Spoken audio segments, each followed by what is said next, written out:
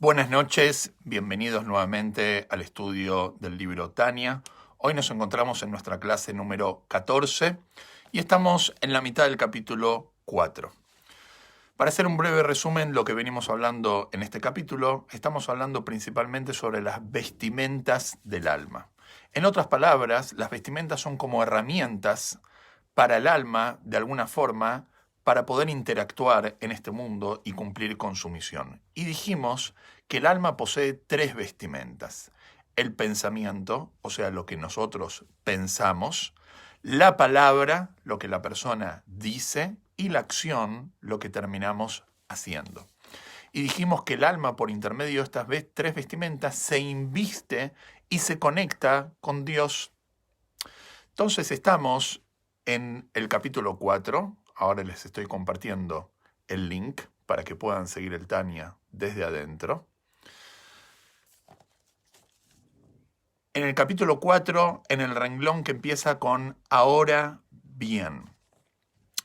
Y dice lo siguiente: ahora bien, venimos hablando sobre las vestimentas del alma. Entonces, estas tres vestimentas de la Torá y sus mandamientos, porque dijimos que las tres vestimentas del alma la utilizamos para cumplir con nuestra misión en este mundo, que es cumplir con Torá y Mitzvot. Entonces, estas tres vestimentas de la Torá y sus mandamientos, aunque se denominan meramente vestimentas, a pesar que son simplemente vestimentas, ¿qué significa vestimentas? Vestimenta es lo que nos podemos sacar, cambiar, poner. Es algo externo a la persona. No es lo mismo decir la esencia del alma, los sentimientos de la persona, que decir algo externo como una ropa. Entonces dijimos que la persona puede hacer o hacer otra cosa o cambiar de hacer. Puede decir o decir otra cosa o parar de hablar. Sin embargo, la persona pensar no puede parar de pensar, pero sí puede pensar otro pensamiento. Entonces, esto es como una vestimenta. La persona puede cambiarse la vestimenta. Mientras más externa es la vestimenta, más fácil de cambiar, lo que nos hace una vestimenta que está más cercana al cuerpo. Entonces, ¿qué? De alguna forma, decimos que las vestimentas del alma, obviamente es algo superficial, es algo externo, es algo inferior. Pero fíjense lo que va a decir el Alter Rebbe ahora. Aunque se denominan meramente vestimentas del Nefesh, Ruach y Neshama, su calidad, sin embargo, es infinitamente superior y mayor que la del Nefesh, Ruach y Neshama mismas. Y esto es algo sorprendente. Si yo les voy a preguntar, ¿qué es más importante? ¿Qué es más elevado? ¿La persona o sus ropas? Es ridícula la pregunta. Obviamente, es mucho más importante la persona quien viste las vestimentas. Las vestimentas es algo totalmente superficial. Obviamente que la persona es lo principal. Sin embargo, dice el Alter Rebbe, en este caso las vestimentas del alma son más elevadas que el alma misma. ¿Por qué? Porque las vestimentas del alma son uno con Dios. Las vestimentas del alma, que son las Torá y las mitzvot, que nosotros decimos, que nosotros hacemos y que nosotros pensamos, es uno con Dios, como vamos a ver ahora. Entonces las vestimentas del alma no son solamente superiores al alma, son infinitamente superiores al alma. ¿Por qué dice infinitamente superior al alma? Porque el alma, una vez que se inviste en el cuerpo, es algo que es creación. Nibrá se dice en hebreo. Sin embargo, las vestimentas del alma son partes del creador, Boré. ¿Y qué relación tiene la creación con el creador? No hay vínculo, no hay relación. Es infinitamente superior el creador que la creación. Si yo les digo el 1 y 1.000.000, obviamente que el millón es superior al 1, pero no es infinitamente superior al 1. ¿Por qué? Porque si yo voy a juntar muchos unos, finalmente voy a terminar llegando al millón. Sin embargo, si yo digo 1.000.000 e infinito, nunca voy a llegar juntando unidades o millones al infinito. Lo mismo la creación y el creador. Nunca la creación puede llegar a ser el creador. Entonces, cuando decimos el alma es parte de la creación. El alma, una vez que se inviste en el cuerpo, es parte de la creación. Sin embargo, las vestimentas del alma, cuando se conectan con Dios, son parte del Creador. Y esto es lo que está diciendo el Alter Rebbe aquí. El Alter Rebbe está diciendo, es infinitamente superior y mayor que la del Nefesh, Ruach y Neshama mismas. Porque como lo explica el Zohar, la Torá, la sabiduría de Dios y el santo bendito sea, y Dios son verdaderamente uno. Y va a explicar ahora. Esto significa, puesto que la Torá es la sabiduría y la voluntad del santo bendito sea, por cuanto que la Torá, ¿qué es la Torá? La Torá es la sabiduría de Dios. Entonces, la sabiduría de Dios, como vimos en el capítulo 2 y ahora lo vuelvo a repetir, la sabiduría de Dios es uno con Dios.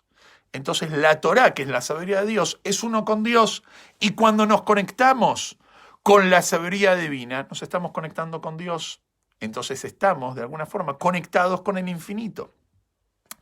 Entonces, otra vez, esto significa, puesto que la Torá es la sabiduría y la voluntad del Santo bendito sea, son uno con su gloria y esencia, ya que Él es el conocedor, el conocido, como se explicará antes, en nombre de Maimónides, en el capítulo 2, que lo vimos ahí tan claramente. Entonces, nosotros decimos, bueno, las vestimentas del alma entonces son más elevadas que el alma, pero Dios es infinito. ¿Cómo nos podemos conectar con la sabiduría de Dios? Sí, Dios es infinito. ¿Acaso tenemos algún vínculo con la sabiduría infinita de Dios? Entonces el Alter Rebbe va a responder a esta pregunta y dice así, a pesar del que el santo bendito sea, es denominado Ein Sof, a pesar que Dios es denominado infinito, y su grandeza, la grandeza de Dios, jamás puede ser sondeada, nunca vamos a poder entender realmente la grandeza divina de Dios. Y continúa, son diferentes versículos, por eso lo trae entre comillas. Y ningún pensamiento lo puede aprender, con H, de agarrar, en absoluto. Y así también son su voluntad y su sabiduría. Como está escrito, no hay indagación posible de su comprensión. Entonces surge la pregunta, ¿cómo la persona se puede conectar con Dios por intermedio de la Torá, si la Torá es infinita? Y también está escrito, cuando busques comprender a Dios, encontrarás, con signo de pregunta. Y está escrito, porque mis pensamientos no son como tus pensamientos. Entonces, viene la pregunta. Nosotros la explicamos de afuera, ahora la vamos a hablar desde adentro. Entonces, ¿cómo puede decirse que al entender la Torá, la persona aprende, agarra la sabiduría de Dios? E incluso a Dios mismo. ¿Cómo podemos decir que, lo que dice el Zohar, que cuando la persona estudia Torah se está conectando con el Creador?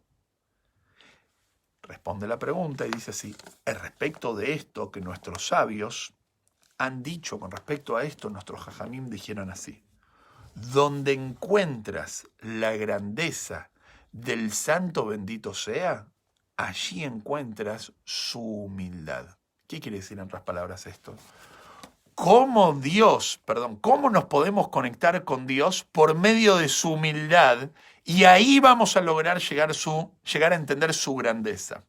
Porque, como vamos a ver ahora, Dios comprimió su Torá, en otras palabras, tuvo un acto de humildad para que nosotros podamos, de alguna forma, conectarnos con su grandeza. Y esto es lo que dice acá, lo leo nuevamente, donde encuentras la grandeza del Santo bendito sea, o sea, ¿dónde encuentras la grandeza del Santo bendito sea? ¿Cómo podés llegar a comprender la grandeza del Santo bendito sea? Allí encuentras su humildad. Por intermedio de este acto de humildad que Dios tuvo de comprimir su sabiduría, entonces podemos llegar a comprender su grandeza. Y lo dice y lo leo de adentro. Dios comprimió su voluntad y sabiduría en los 613 mandamientos de la Torá y en sus leyes. Dios agarró toda su sabiduría y puso esa sabiduría en la Torá. Como habíamos explicado de alguna forma, que cuando el Tania llegó a las manos de uno de los amigos del Alter Rebbe, este amigo del Alter Rebbe dijo: ¿cómo el Alter Rebbe pudo poner un Dios tan grande en un libro tan chico? Esto de alguna forma es lo mismo con la Torá. La Torá pudo de alguna forma Dios ponerse a sí mismo en la Torá, que es un libro limitado. Son 5 libros con un poco más de 300.000 letras, etc. Y es limitada la Torá. Sin embargo, Dios, su grandeza es que Él puede comprimirse en un libro limitado. En la filosofía judía muchas veces se habla que Dios es tan infinito que puede de alguna forma limitarse en lo finito, porque si no, no sería un infinito verdadero. Porque si el infinito no puede de alguna forma comprimirse en lo finito, entonces está limitado en su infinitez. Dios es el verdadero infinito, que no existe comparación en lo terrenal, en lo físico, no existe un ejemplo de esto. Él pudo comprimir su infinitez para poder también tener esa faceta de finito. ¿En dónde lo vemos eso? En la Torá. La Torá es un libro finito, es un libro limitado, es un libro donde Dios pudo poner su infinitez en un libro finito. Y en los 613 mandamientos de la Torá. Y en las combinaciones, sigo leyendo, y en las combinaciones de las letras de las escrituras, de la Torá, Nevi'im y Ktubim, acá habla del todo el Tanaj, de los 24 libros de la Torá, Nevi'im y Ktubim. Y en la exposición de estos versículos que se encuentran en la Sagadot y Midrashim de nuestros sabios, no solamente en la Torá escrita, sino obviamente también en la Torá oral, como nosotros sabemos que cuando Moshe recibió la Torá en el monte Sinai, no solamente recibió la Torá escrita, sino que la Torá vino con su explicación, porque si no es imposible cumplir la Torá. En la Torá está escrito: Beayú leotalia de jaule totafot beineineja, y va a ser como una señal en tu brazo y un recordatorio entre tus ojos. Obviamente todos sabemos que se refiere a los tefilim esto. Sin embargo, ahí no está escrito tefilim.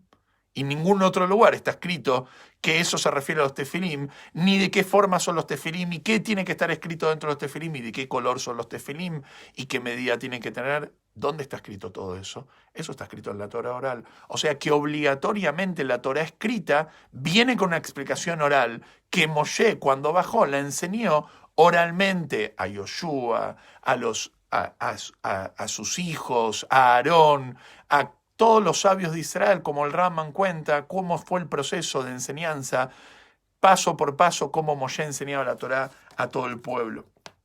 Sea su memoria bendición. Dios comprimió, sigo leyendo, su voluntad y sabiduría en todos estos para que cada neyamá, o incluso, no solamente los que tienen este nivel de neyamá, que es un nivel elevado, incluso los inferiores de niveles de ruach y nefesh, niveles inferiores, como explicamos, que el alma está compuesta de 5 niveles: Nefesh, Ruach, Neshama, Hayá y Yehidá, y Nefesh es el nivel más bajo, le sigue Ruach, y el tercer nivel ya es Neshama. No solamente el que tiene el mérito de tener ese tercer nivel revelado, sino aún los que tienen revelado solamente el nivel de Ruach y Nefesh. Tal como está en el cuerpo humano, puede aprenderlos con su intelecto, a fin de que pueda cumplirlos. ¿Para qué Dios comprimió su Torá, su sabiduría, en algo limitado como en la Torá y en la explicación de nuestros sabios, que es la tradición oral, la Torá oral, Torá Shebe'al Peh? Para que toda persona, aún una persona de un calibre espiritual bajo, ni hablar un tzadik que tiene un nivel espiritual elevado, puedan comprender la Torá de acuerdo a su capacidad y finalmente cumplirla. Y por intermedio de eso, utilizar sus vestimentas del pensamiento, palabra y acción, que es lo que estamos hablando en este cuarto capítulo, para conectarse con el Creador. Interesante que la Gemara en Shabbat, el Tratado Talmúdico en Shabbat, en la página 105, folio A, dice que la palabra Anojí, que es la primera palabra de los 10 mandamientos, yo vendría a ser en castellano, yo soy Dios tu Dios, es, si agarramos cada una de las letras de la palabra Anoji forma la palabra Ana Nafshi Ktavit Yavit, que significa yo a mí mismo me escribí y me entregué en la Torá. ¿Qué significa Anoji? Dios empieza con los 10 mandamientos. Interesante igual, paréntesis chiquito, que la palabra Anoji no es una palabra hebrea, es una palabra egipcia. Así está escrito en los comentaristas. Pero eso es una historia aparte, porque Dios empieza los 10 mandamientos con una palabra no hebrea, sino egipcia. Anoji, ¿qué viene a enseñarnos? Dios mismo se inscribió y se entregó por intermedio de la Torá. En otras palabras, cuando la persona estudia Torá, ¿con quién se está conectando? Con Dios mismo, con el Creador. Y esto es algo impresionante. Y esto es algo que de alguna forma nos da la posibilidad de conectarnos con el Creador. Se me viene en mente algo interesante que me gustaría compartir con ustedes, que tiene que ver con uno de los temas que mucha gente pregunta, que tiene que ver con ¿por qué la Torá está tanto en los detalles? Shabbat empieza a las 6:53 de la tarde. 6:50, no puede empezar a las 6:30, 6:53. El horario del Shema es hasta las 9:14 de la mañana. Tzedaká hay que dar de esta forma. Los tefilim tienen que medir de esta... No, ¿que Dios acaso le importan los detalles? Dios está en lo general, uno podría pensar. A Dios no le importa tanto el detalle, a Dios le importa que nosotros seamos buenas personas. Obvio que a Dios le importa que seamos buenas personas, pero ¿por qué el judaísmo tiene tantos detalles? Una vez escuché un muy lindo ejemplo que dice así. ¿Qué es Torah y Mitzvot? ¿Qué es el judaísmo? El judaísmo es el canal por el cual el judío se conecta con el Creador. ¿Vos te querés conectar con Dios? Hay una dirección para conectarse con Dios. Vos te querés conectar de tu forma, o no a las 6:54, sino a las 6:30, un número más redondo. No estás yendo a la dirección correcta. No te estás conectando con el Creador. Pero ¿qué? ¿Dios le importan los detalles? Entonces, un ejemplo que escuché, que había una vez, una persona se encontró con un amigo que hacía mucho que no lo veía. Entonces charlaron, se abrazaron, etc. Entonces cuando se despide dice, pásame tu mail, así estamos en contacto. Le pasa el mail. Entonces el mail era José Rabinovich, vamos a decir, jose.rabinovich@gmail.com. Bueno, lo anota jose.rabinovich@gmail.com. Entonces, bueno, después de unos años se vuelven a encontrar. Le dice, te pasé mi mail, ¿por qué no me escribiste? Si tanto habíamos hablado, habíamos quedado que vos me escribías así, me mandabas tu mail. Entonces le dice, sí, pero te escribí un montón de veces. Pero yo no recibí nada, le dice. ¿Pero cómo no recibiste nada? A ver, ¿cómo me escribió? joserabinovich@gmail.com. No, pero te dije José.Rabinovich. No, pero, por favor, por un punto. Y sí, por un punto no me llegó el mail. Por un punto no es la dirección correcta. Cuando uno se quiere conectar con Dios, la única forma de conectarse con Dios es la dirección correcta que Dios te da, no la que vos pensás que es la correcta. Vos pensás que es la correcta conectarse con Dios a las 6:30, ese es el horario de encendido de las velas. No es el horario ese. El horario es a las 6:53 o al horario que sea, no importa. Pero el horario es el horario. La dirección es dirección. Y si vos mandás el mail sin el punto, no va a llegar. Si vos tuviste la mejor intención, pero te olvidaste de hacerlo de la forma correcta, no va a llegar. Y esto es lo que estamos diciendo acá. Nosotros nos queremos conectar con el Creador. La única forma de conectarnos con el Creador es por intermedio de la Torá y las mitzvot. Y en la Torá y mitzvot, solamente de la forma que Dios nos ordenó. No de la forma que nosotros pensamos que nos tenemos que conectar con el Creador. Sigo leyendo. Entonces, y a fin que pueda cumplirlos, tanto como pueda hacerlo en la acción, el habla y el pensamiento, o sea, por intermedio de las 3 vestimentas del alma. invistiéndose la Neyamá, así con sus 10 facultades, todas en estas 3 vestimentas. O sea, que la persona, cuando utiliza todo su pensamiento, su palabra y la acción para cumplir Torah Mitzvot, su alma se viste y se inviste y se conecta con el Creador. En Hasidut está explicado en varias oportunidades que cada vez que una persona cumple una mitzvah, es una vestimenta del alma. Es como que el alma, de alguna forma, viene desnuda y nosotros tenemos que vestirla. ¿Y cómo vestimos al alma? Por intermedio de la Torah que estudiamos y las mitzvot que cumplimos. Y de alguna forma estas vestimentas sirven como pase y como, vamos a decir de alguna forma, conexión para el mundo venidero cuando la persona se va de este mundo para poder de alguna forma soportar y recibir la revelación de Dios. Es como decir, vos querés mirar el sol, pero no tenés los anteojos correspondientes. No vas a poder mirar, el sol está ahí, pero no vas a poder mirar, te va a quemar. Vos querés estar y recibir la revelación de Dios en el mundo venidero, la única forma es por intermedio de los anteojos correctos de la Torah y las mitzvot. Por eso se cuenta una historia famosa en la Gemara, que David Amelech, el rey David, una vez entró a la casa de baño, digamos, antes existían casas de baño donde la gente se iba a asear. Entonces sacó la ropa y dijo en ese momento, me siento desnudo. Obvio, sacaste la ropa. Sin embargo, él no se estaba refiriendo se siente desnudo, sino de que él se sentía desnudo de no poder cumplir con mitzvot. ¿Por qué? Porque un yehudí camina, tiene el talit, tiene el tzitzit. En antaño, la gente iba por la calle con los tefilim puestos, porque el tefilim es una vestimenta. Entonces, cuando uno ingresaba a la casa de baño, se tenía que sacar obviamente los tefilim, y se sacaba también los tzitzit, el talit. Entonces, David Amelech se sentía desnudo de mitzvot, porque no podía poner tefilim, no podía usar los tzitzit, y tampoco, obviamente, en un lugar así se puede estudiar Torah. Hasta que David Amelech dijo, pero igualmente tengo el Brit Milá, tengo la circuncisión. Y el Brit Milá es una vestimenta que acompaña al Yehudí constantemente, esté donde esté y en cualquier situación.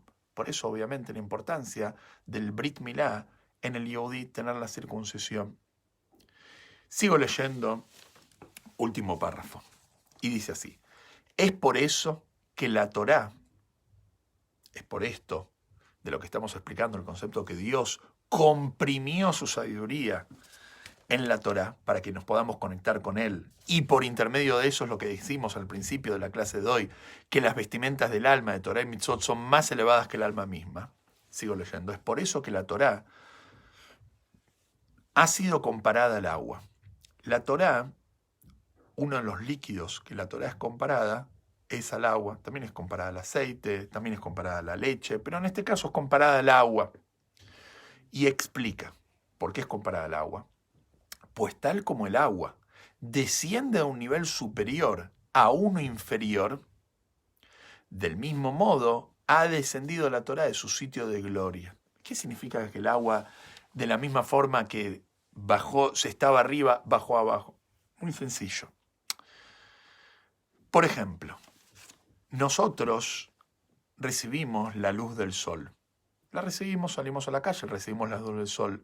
Pero no es lo que nosotros recibimos lo que hay arriba. ¿Qué hay arriba? Arriba está el sol. Lo que nosotros recibimos es un rayo del sol. Pero en la esencia, el sol mismo no lo recibimos. Sin embargo, cuando nosotros recibimos agua acá abajo, por ejemplo, por intermedio de la lluvia, nosotros recibimos el mismo agua que está arriba, la recibimos acá abajo. O sea, no es que nosotros recibimos algo diferente como en el sol, que nosotros recibimos los rayos y el sol se queda arriba. Nosotros recibimos el agua.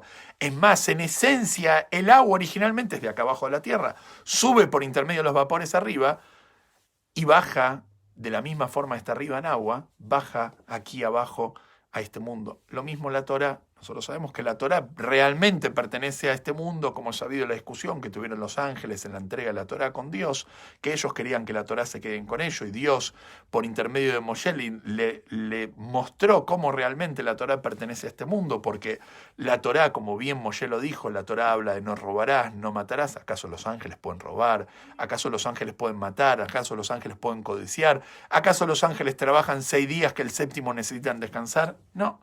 La Torá está en lo terrenal.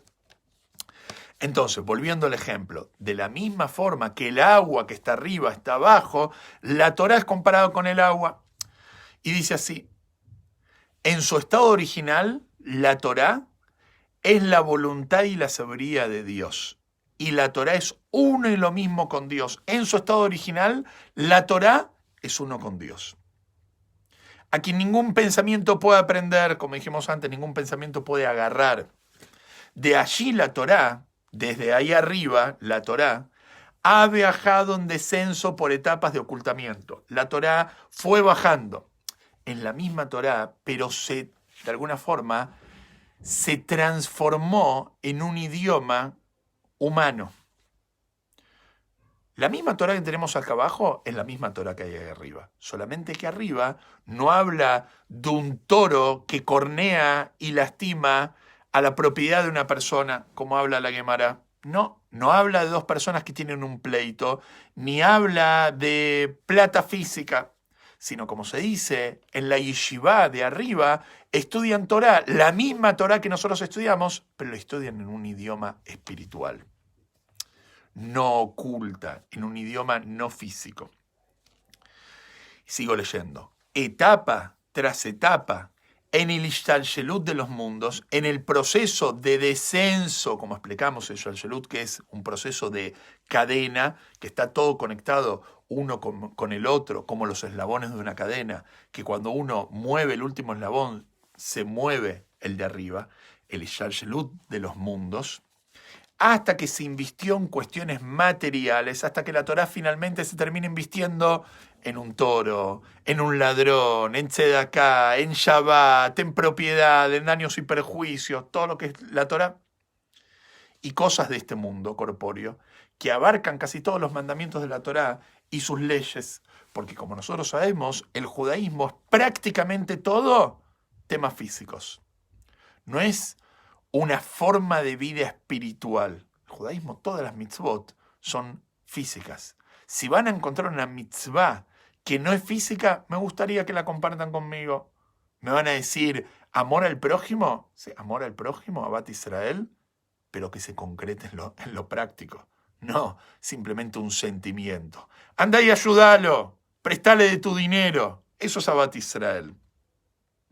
Que abarcan casi todos los mandamientos de la Torá y sus leyes, y también en las combinaciones de las letras físicas escritas con tinta en un libro, en el libro de la Torá, a saber, los 24 libros de la Torá, Nevi'im y Ktuvim, que incluye la Torá, que incluye el libro de Yoshua, Melahim, Shoftim, el Teilim, Megilat Ruth, Megilat Esther, los Nevi'im, los profetas, etcétera, así hasta los 24. ¿Con qué objetivo? A fin de que cada pensamiento humano pueda aprenderlo, como dijimos antes. ¿Para qué Dios hizo descender la Torá en un idioma humano? Para que nosotros, los seres humanos, podamos comprender la Torá. No tenemos que simplemente creer, tenemos que entender también. Y para que aún el habla, no solamente el pensamiento, sino también el habla, las vestimentas. Acuérdense, estamos hablando de las vestimentas del alma. Aprenderlos en el pensamiento, el habla, la palabra y la acción que se encuentran en un nivel inferior al pensamiento, como explicamos que el pensamiento es la vestimenta del alma más elevada porque está muy cercana al alma, no tanto como la palabra es inferior y obviamente la acción es lo más bajo, pueden aprenderlas e investirse en ellas y por intermedio de eso la persona se pueda conectar con el Creador. Entonces, en pocas palabras, ¿qué es lo que vimos hoy? Continuamos con las vestimentas del alma.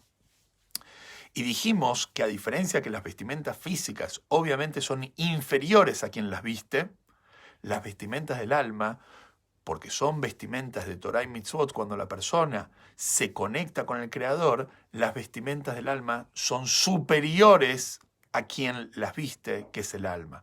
Porque las vestimentas del alma son parte del Creador y el alma misma es parte de la creación. Así que si Dios quiere, la semana que viene vamos a continuar con el capítulo 4. Que tengamos todos una excelente semana. Shavua Tov.